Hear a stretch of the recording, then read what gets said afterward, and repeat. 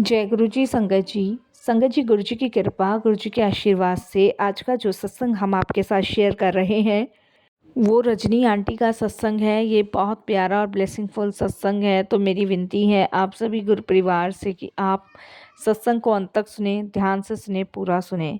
सत्संग का मतलब होता है सत्य का संग, और सत्संग की प्राप्ति जब ही होती है सत्संगत जी, जब गुरु कृपा होती है। तो हम सभी बड़े भाग्यशाली हैं कि हमें सत्संग सुनने का और शेयर करने का सौभाग्य प्राप्त हुआ। साथ संगत जी, गुरुजी महाराज कहते हैं कि सत्संग सुनने वाले का भी कल्याण और करने वाले का भी कल्याण। जो भी गुरुजी महाराज का सत्संग सुनता है या करता है, इन दोनों में ही गुरुजी महाराज के दुख, दर्द, कष्ट और रोग और पाप दूर कर देते हैं। तो आप बिना स्किप के सत्संग को सुनिएगा बड़ी श्रद्धा भाव से। इसके अलावा अगर आप भी अपने सत्संग अनुभव शेयर करना चाहते हैं तो हिंदी में साफ राइटिंग में आप अपना सत्संग लिखकर हमारी जीमेल आईडी पर सेंड कर सकते हैं, ताकि आपके द्वारा सुनाए गए सत्संग से जो भी गुरुजी महाराज की नई जुड़ने वाली संगत होगी उनको गुरुजी के कल्याण, महिमा, अनुभव के बारे में ज़्यादा से ज़्यादा पता चलेगा। सत्संग आपको पसंद आए तो आप इसको लाइक कीजिएगा, चैनल को सब्सक्राइब कीजिएगा, वीडियो को ज़्यादा से ज़्यादा संगत में शेयर ज़रूर कर दीजिएगा और बेल आइकन दबाना बिल्कुल भी नहीं भूलिएगा। जब भी कोई लेटेस्ट सत्संग आएगा उसका नोटिफिकेशन आपके पास आएगा। तो चलिए संगत जी, चलते हैं गुरुजी महाराज के सत्संग की ओर। सत्संग शुरू करने से पहले करते हैं गुरुजी का मंत्र जाप। ओम नमः शिवाय, शिव जी सदा सहाय। जय गुरु जी संगत जी। संगत जी, सबसे पहले गुरु जी महाराज का शुक्राना। सारी संगत जी को जय गुरु जी बोलती हूँ। और गुरु जी महाराज का सत्संग शेयर करने से पहले मैं गुरु जी का मंत्र जाप करूँगी। ओम नमः शिवाय, शिव जी सदा सहाय। ओम नमः शिवाय, गुरु जी सदा सहाय। सात संगत जी, आज गुरु जी की कृपा से ही शुक्राना सत्संग शेयर कर रही हूँ। शेयर करते वक्त कोई भी भूल चूक हो तो क्षमा कीजिएगा। संगत जी, मेरी जर्नी गुरु जी के साथ 2022 में शुरू हुई है और 2022 में मुझे गुरु जी महाराज ने खुद जोड़ा था और मैंने फेसबुक में गुरु जी महाराज को देखा था। और गुरु जी ने संगत जी ये लगा लीजिए कि काफ़ी मतलब मेरी हेल्प करी है, बहुत सारी मेरी परेशानियों से मुझे बाहर निकाला है। इन सभी चीज़ों के लिए गुरु जी का बहुत बहुत शुक्राना मैं करती हूँ, तहे दिल से शुक्राना करती हूँ।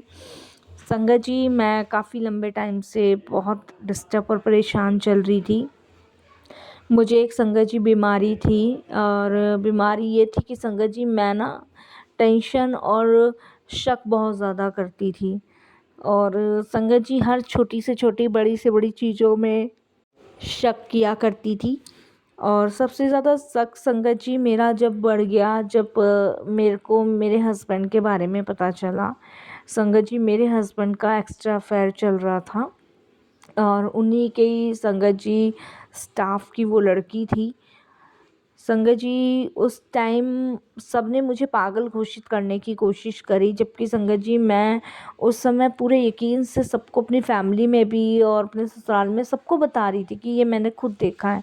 लेकिन मेरे हस्बैंड ने मुझे इतना टॉर्चर किया, इतना टॉर्चर किया कि संगत जी मैं मतलब पागल जैसी हरकतें करने लग गई थी।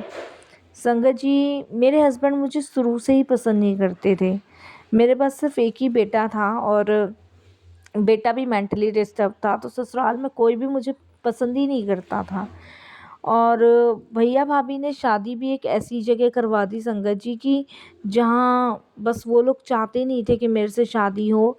लेकिन मेरे भाई ने संगत जी मेरी शादी की वजह से कम 20-25 लाख रुपए उनको कैश दिया था, कुछ सामान नहीं दिया था। क्योंकि संगत जी मैं शुरू से ही ना ऐसी साइकोलॉजिक बीमारियों से परेशान हूँ और मम्मी पापा के जाने के बाद ये मेरी हालत हुई थी। तो मेरा मेडिसिन्स काफ़ी मतलब चलता था, दवाइयाँ बहुत चलती थी, महंगी महंगी होती थी। और इसी वजह से मेरे ससुराल वाले पसंद नहीं करते थे। उन्हें लगा कि बीमार है, घर में पड़ी रहेगी, लेकिन पैसे तो आ रहे हैं, तो पैसों की वजह से उन्होंने मुझसे शादी करी। मेरे हस्बैंड का अफेयर संगत जी बाहर चल ही रहा था, जिसे मैं रोक नहीं पा रही थी।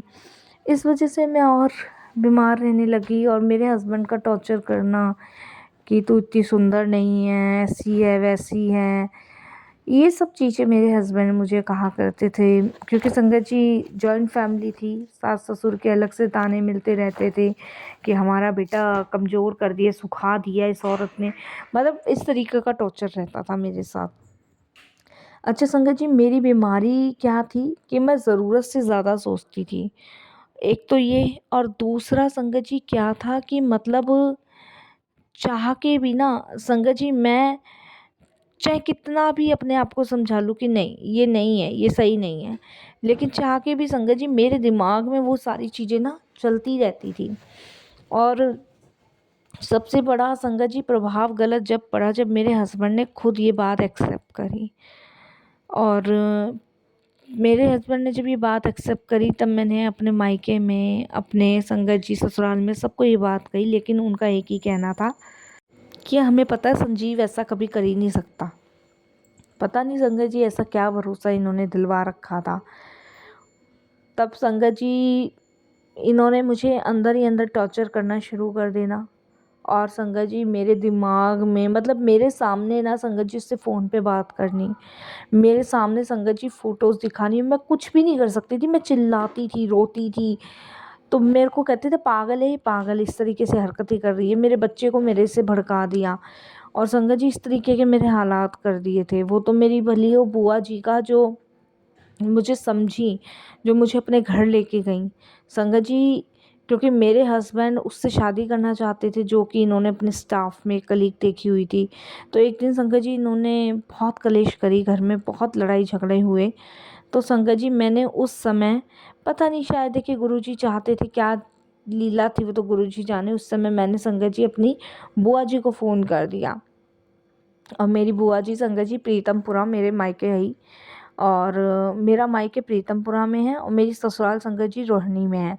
तो मेरी बुआ जी मायके गई, तो मायके में मेरे भाई को कहा कि ऐसे ऐसे चल उसको लेने के लिए चल। तो मेरे भाई ने और भाभी ने मना कर दिया कि मैं कहाँ लाऊंगा अगर एक बार लिया है, क्योंकि मेरे पति ने उनको फ़ोन करके कह दिया था कि अगर एक बार तुम इसे ले गए ना तो दोबारा यहाँ भेजने की ज़रूरत नहीं है। तो भाई ने भाभी ने मना कर दिया। तो संगत जी फिर मेरी बुआ जी मेरे ससुराल आई रोहिणी। और जब वो रोहिणी आई तब संगत जी उन्होंने मेरी हालत देखी और वो मेरे को अपने साथ ले गई। संगत जी उन्होंने मुझे अपने घर में रखा। घर में रखने के बाद संगत जी बुआ जी और फूफा जी, ये समझ लो उन्होंने इस कदर मुझे संभाला जैसे एक माँ बाप संभालते हैं। संगत जी मैं फ़ेसबुक देखा करती थी, फ़ेसबुक में संगत जी मैं ये चीज़ें देखा करती थी शक वाली, कि कैसे अपने पति का पीछा किया जाए, कैसे क्या, ये सब मेरे माइंड में, क्योंकि संगत जी मेंटली डिस्टर्ब थी और दिमाग में ये सब चलता ही रहता था। तब संगत जी आप विश्वास नहीं करोगे कि जब मैंने फ़ेसबुक पे गुरुजी महाराज का स्वरूप देखा, और उस स्वरूप के ऊपर संगत जी मैंने लिखा देखा कि तू चिंता ना कर, मैं तुझे अपने पास जल्द बुलाने वाला हूँ तेरे कष्ट काटने के लिए, और जो तू सोच रही है ना वो ठीक सोच रही है, गलत नहीं सोच रही। उससे संगत जी मैंने बुआ जी को कहा, मैंने कहा देखो आप देखो। तो मुझे नहीं पता था संगत जी कि मेरी बुआ जी गुरुजी के पास जाती हैं। तो कहती है तो गुरुजी का मैसेज है। तो मेरी बुआ कहती तू चलेगी इधर, मैंने कहा हाँ जाऊंगी। तो मेरी बुआ जी मुझे गुरुजी के पास लेके गई संगत जी। और जब मेरी बुआ जी मुझे गुरुजी के पास लेके गई, तब संगत जी उस टाइम आप बिलीव नहीं मानोगे कि जब हम बुआ जी के साथ गुरुजी के मंदिर जा रहे थे और दर्शन करके लौट रहे थे, तो वहाँ पे संगत जी एक बीच में चौक पड़ता है, जहाँ पे बस मतलब चौराहा है, इधर भी बस जाती है उधर भी, ये मुझे नहीं पता किधर बस जाती है किधर नहीं। लेकिन जिस टाइम हम ऑटो का वेट कर रहे थे, मैं फूफा जी मेरी बुआ जी, उसी टाइम संगत जी मैंने और मेरी बुआ जी फूफा जी ने, हम तीनों ने संगत जी मेरे पति राजीव को उस लड़की के साथ देखा गाड़ी के अंदर। और ये गाड़ी भी मेरे भाई ने दी थी। मेरे भाई ने तो संगत जी सिर्फ मुझे मेरे घर से निकाला है, क्योंकि कोई भी रिश्ते वाले मेरे से शादी करने के लिए हाँ नहीं भरते थे। सबको ये पता था संगत जी हमारे रोहिणी में, मतलब अब तो ससुराल के वहाँ भी सब पता है, प्रीतमपुरा में भी सबको पता है कि संगत जी कि मैं मेंटली डिस्टर्ब हूँ। तो कोई भी शादी के लिए हाँ नहीं भरा करता था। तो मेरी बुआ जी सबने देखा संगत जी, और ये बात मेरी बुआ जी ने मेरे ससुराल में रखी कि भाई ऐसे ऐसे हमने राजीव को वहाँ देखा। तो पहला तो देखो गुरुजी ने संगत जी जो मेरे को झूठा साबित किया जा रहा था ना वो क्लियर करा। मेरी बुआ जी ने उसी समय फ़ोटो खींच ली थी वहाँ पे और वो दिखाया। तो मेरे पति ने वहाँ मेरी बुआ जी को झूठा साबित करने की कोशिश करी कि ये तो मेरी ऑफिस की है, हम तो मीटिंग करने जा रहे थे। ये चलो संगत जी वो भी कोई बात नहीं, लेकिन संगत जी मैं तो जानती थी ये कि ये लड़की कौन है कौन नहीं है। संगत जी उसके बाद मेरा बेटा भी उन लोगों ने रख लिया था। मैं बुआ जी के पास रहती रही, मेरे को कोई लेने नहीं आया। 6-7 महीने संगत जी मेरे ऐसे ही करते रहे, मेरे को कोई भी नहीं लेने आया मेरी बुआ जी के घर से।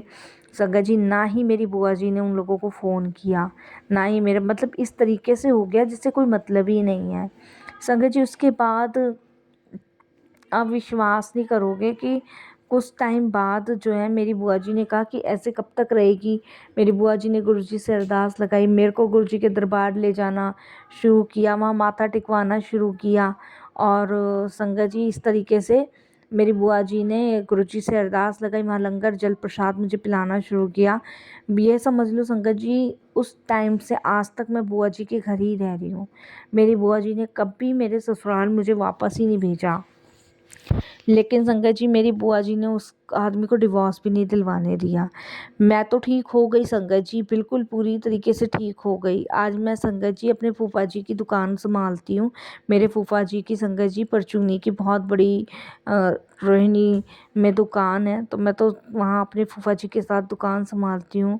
और संगत जी बेटे को इस कदर भड़काया हुआ है कि उसे कोई मतलब नहीं है। लेकिन संगत जी मेरे को गुरुजी ने इस कदर संभाला हुआ है कि अब मुझे उन लोगों से मतलब नहीं है, बिल्कुल भी नहीं है। सुनने में आता है संगत जी कि उसने उस लड़की से चुपचाप से शादी करी हुई है, लेकिन संगत जी मैं अभी कुछ नहीं कहना चाहती।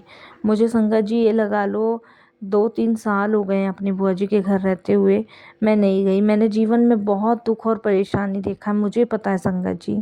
लेकिन हाँ, मेरी बीमारी गुरुजी ने बिल्कुल ठीक कर दी है, बिल्कुल ठीक। अब मैं बीमार नहीं हूँ संगत जी, अब मैं बिल्कुल ठीक हूँ और ये गुरुजी की कृपा से ठीक हूँ। और संगत जी बस गुरुजी पे ही छोड़ रखी है सारी चीज़ें कि कभी तो ये आदमी सुधरेगा, कभी तो मुझे लेने आएगा, कभी तो अहमियत पता चलेगी। लेकिन संगत जी कुछ जानने वाले हैं जो बुआ जी को बताते हैं कि भाई ने भी उन लोगों के साथ मिला हुआ है और भाई जो है तुम्हारी बुराई, मेरा भाई भाभी संगत जी मेरी बहुत बुराई करते हैं और वो भी उन लोगों के साथ मिले हुए हैं। क्योंकि संगत जी इन लोगों का आपसी लेन देन है, मेरे भाई उन्हीं की कंपनी से कांटेक्ट में हैं, तो इसीलिए वो उनका बुरा भी नहीं बनना चाहता। लेकिन संगत जी ये कैसा रिश्ता है, मतलब एक भाई वो अपनी बहन के साथ कैसे कर सकता है ऐसा। बचपन से एक साथ पले बड़े और डैडी ने मेरे मेरे नाम भी प्रॉपर्टी दी थी, उसके नाम भी दी थी। उसने मेरी सारी प्रॉपर्टी बेच के संगत जी मेरे हिस्से का सारा पैसा संगत जी उसने उन लोगों को दे के मेरी शादी कराई। तो इसमें कौन सा महान या कौन सा अच्छा काम किया। मैं गुरुजी को बोलती हूँ ये चीज़ें कि अगर इस पैसे का सही जगह इस्तेमाल किया होता, मेरी शादी ना करके मेरा इलाज सही से कराया होता, तो मैं ठीक होती आज। लेकिन संगत जी मैं आपको बताऊं मेरी प्रॉपर्टी का जितना भी हिस्सा है ना संगत जी मेरे भाई ने बेच बाच के वो पैसा उसे दे दिया और संगत जी आधा खुद ने रख लिया। कम से कम संगत जी 90 लाख की प्रॉपर्टी मेरे नाम थी और संगत जी 90 लाख की मेरे भाई के नाम थी। इतनी बड़ी बड़ी 2 कोठियाँ थी, बाकी बैंक बैलेंस था, सब कुछ उसने मेरा वहाँ दे दिया 20-25 लाख और मेरी ज़िंदगी का सत्यानाश करा दिया। आज मैं घर से बेघर हूँ संगत जी। मेरे बुआ जी फूफा जी ये समझ लो मेरे माँ बाप का दूसरा रूप है, क्योंकि उनके कोई संतान नहीं थी, उन्होंने बचपन से मुझे बच्चे की तरह पाला था। तो उस समय बुआ जी ने मना की थी कि तू इधर शादी मत कर, लेकिन भाई ने यही कहा था संगत जी कि बुआ जी अभी अगर इस रिश्ते को भी ठुकरा देंगे ना तो ये घर में ही रह जानी है। तब बुआ जी और फूफा जी ने हाँ भरी थी, लेकिन ये नहीं सोचा था कि इतना भयानक वाला हमारे साथ हो जाएगा। और संगत जी खैर कहते हैं ना कि ये दुख भी संगत जी भाग्य से ही मिलता है और इन दुख के बदले मुझे गुरुजी मिल गए, तो ये तो बहुत बड़ी ब्लेसिंग्स है ही मेरे लिए। बाकी अब तो गुरुजी के ऊपर सब छोड़ रखा है संगत जी, देखो गुरुजी संभालेंगे कैसे चीज़ें अगर सॉर्ट आउट होती है तो ठीक है, नहीं तो मैं तो गुरुजी से यही कहती हूँ कि गुरुजी ना ही हो तो ही सही है, क्योंकि अब आपको छोड़ने का मन नहीं है। क्योंकि संगत जी, इंसान का क्या भरोसा, कब धोखा दे दे, कब पीछे हट जाए, कब छोड़ दे। लेकिन भगवान तो कभी छोड़ते ही नहीं है, वो तो हमेशा पकड़े ही बैठते हैं, वो तो हमेशा हमारे साथ ही चलते हैं। तो मैं तो संगत जी बस गुरु जी से यही प्रार्थना करती हूँ, यही अरदास करती हूँ और यही उनसे विनती करी बैठी हूँ कि गुरु जी अब बस सदैव आप अपनी शरण से चरण से लगाए रखिएगा, अपनी संगत के रूप में बनाए रखिएगा। बुआ जी सत्संग भी ले जाती हैं और संगत जी बड़े मंदिर भी ले जाती हैं। हम कितनी बार तो संगत जी डुगरी धाम मंदिर भी जा चुके हैं, वहाँ भी दर्शन कर चुके हैं। मेरे गले में हमेशा गुरु जी का लॉकेट स्वरूप रहता है। हमेशा संगत जी मैं गुरु जी की शरण में रहकर उनका मंत्र जाप करती हूँ, उनको याद करती हूँ। सब गुरु जी के ऊपर छोड़ रखा है। लेकिन एक बात कहूँ संगत जी, ये दुनिया ना तो विश्वास की पात्र है ना भरोसे की पात्र है। ये दुनिया हमेशा हमेशा छल कपट करने वाली है। पति किसे कहते हैं, पत्नी किसे कहते हैं, ये हम सब परिभाषाएं जानते हैं। ठीक है, मैं मानती हूँ संगत जी उस समय मैं नहीं जानती थी, क्योंकि मैं मेंटली डिस्टर्ब थी। मम्मी पापा के जाने के बाद मुझे पता नहीं संगत जी क्या हुआ कि मेरे दिमाग ने काम करना बंद कर दिया। मैं हरकतें करती थी, लेकिन संगत जी मैं जो भी देखती थी वो सच ही बताती थी। लेकिन मेरे पति ने मुझे इतना टॉर्चर किया, इतना परेशान करना शुरू किया कि संगत जी मैं संभल के भी नहीं संभल पाई।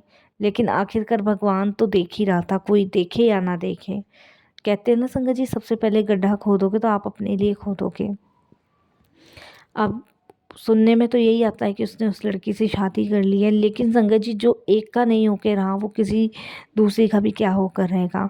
मुझे बहुत सारे मेरे जानने वाले कहते हैं कि इस पे केस डाल दो, इसके अपने ससुराल वालों पे डालो, एटलीस्ट अपना पैसा तो लो। लेकिन मैं एक ही जवाब देती हूँ कि मुझे इन सब के बदले में मेरे गुरुजी मिल गए हैं, मेरे को क्या करना है। और रही मेरे बेटे की बात, वो मेरे से ज़्यादा खुश अपने पापा के साथ है। उसे मैं चाहे कितना भी अपने पास रख लूँ, जब वो मेरे साथ खुशी नहीं है संगत जी, तो उसे अपने साथ रख के मैं करूँगी क्या। तो इसीलिए संगत जी मैंने उसको उसके पापा के सारे ही छोड़ दिया है, क्योंकि संगत जी मैं उसको केस डाल के ज़बरदस्ती अपने पास बुलाया हूँ, ज़बरदस्ती रख लूँ, ज़बरदस्ती अपने माँ होने का हक जमाऊँ। तो संगत जी वो भी सही नहीं है, क्योंकि बच्चा रहना ही नहीं चाहता है। उसने क्लियर मना कर दिया कि वो मेरे साथ रहना ही नहीं चाहता है, वो अपने पापा के साथ ही रहना चाहता है। तो इसीलिए संगत जी सब कुछ हमने गुरुजी के ऊपर छोड़ा है। अगर संगत जी संतान सुख होगा तो ज़रूर मिलेगा, नहीं होगा तो बस गुरुजी हैं ही।